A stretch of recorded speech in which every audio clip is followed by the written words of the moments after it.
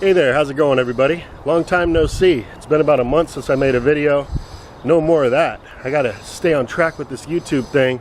It can be challenging at times, I gotta tell you. I've been really busy back here in the food forest, getting everything going. Spring has arrived. We're about a week in now. It's March 28th, 2017. As you can see, we got a lot of things in bloom right now.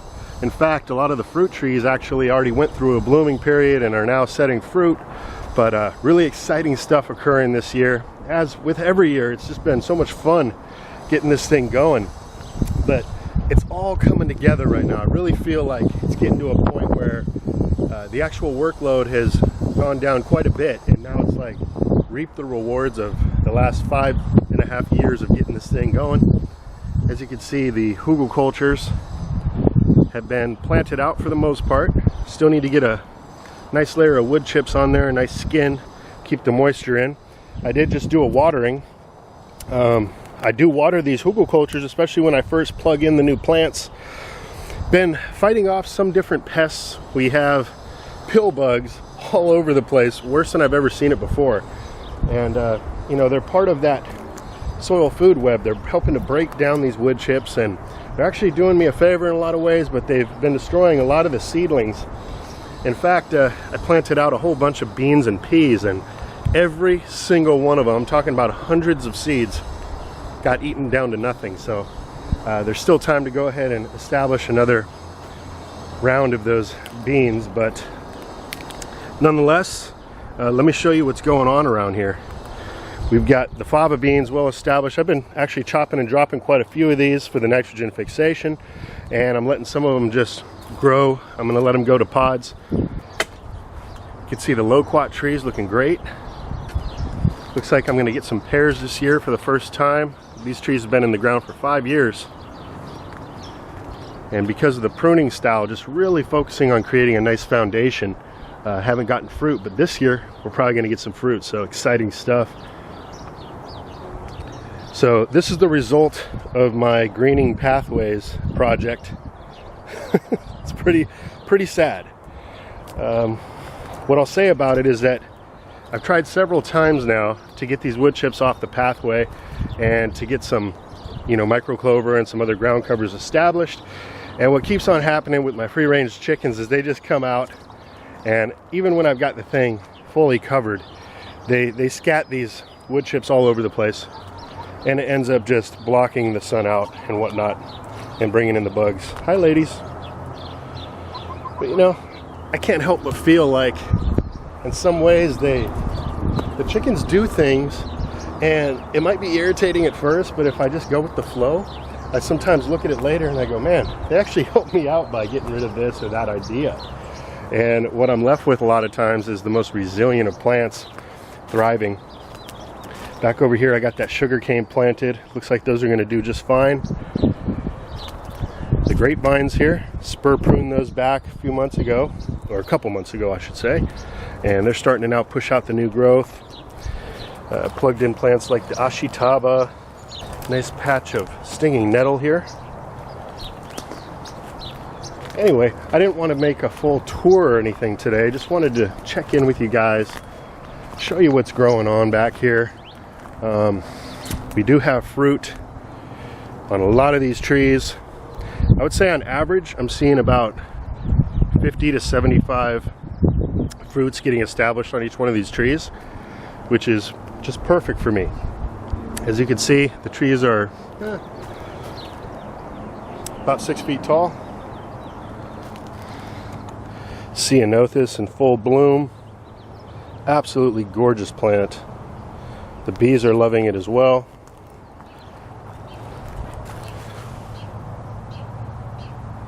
Check out the Wisteria. And the bumblebees especially are loving up the Wisteria. It smells just delightful. Ooh. They are as happy as could be. No pun intended.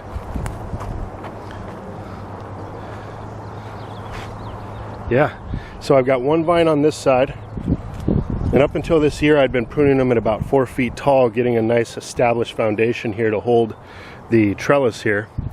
And I let the vines just go crazy and did practically no pruning this year.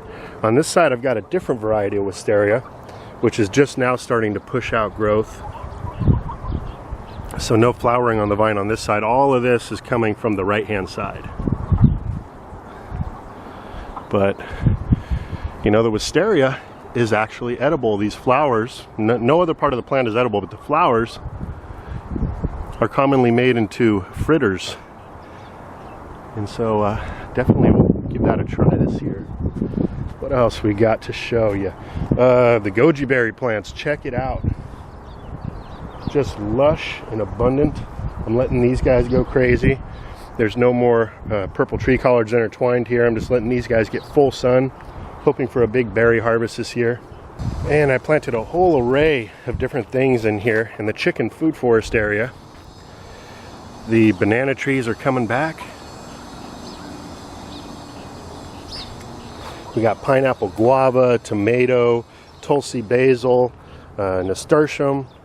We've got merit collards, sea berries, lupine flower, Chinese green tea, Camilla sinensis, calla lily, lavender, fava bean. And as you can see, most of this is completely unprotected, and the chickens leave most of this alone right now, which is nice. I mean, they're not penned up, so to speak, but what they do really love is the flowering collards and kales. They love coming out here and jumping up and eating them flowers. Over here I've got some milkweed getting going. I started those indoors in plastic cups and just put these out a few days ago. They're looking good. The macadamia nut tree has seen some better days, but still alive, but the tips here pretty much dead. Some of the leaves are dead here, but still very much alive. So I need to get some more mulch around here. I got it on a mound and it dries out pretty quick. This is a rainbow Swiss chard. I cut this back to the stumps last season, and as you can see, it's come back full force.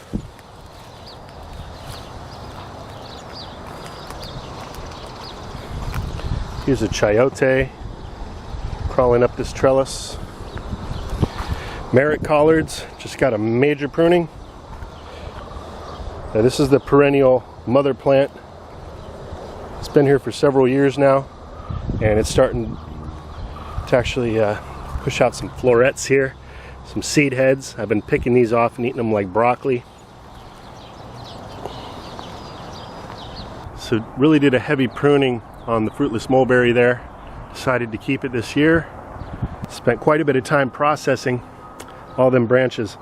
As you can see, I mean, this is just one tree here. And what a valuable resource, really. I mean, a lot of work, but I'm going to be making some trellises out of this material, doing, you know, a weave, like a wattle fencing type of deal. And I'm going to be growing some pole beans and such up there. Here's some of the smaller branches.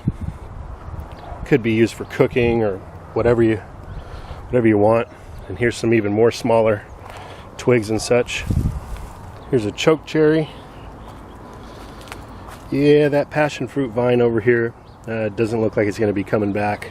Just didn't have enough time last year to establish a deeper root system.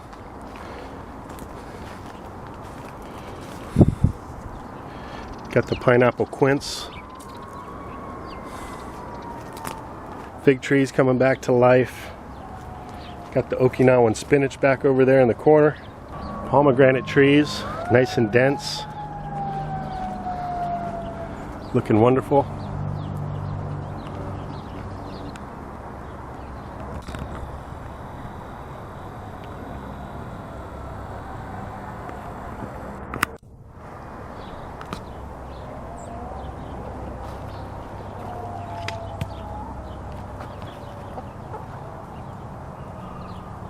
Can you please not scratch up my mound too much?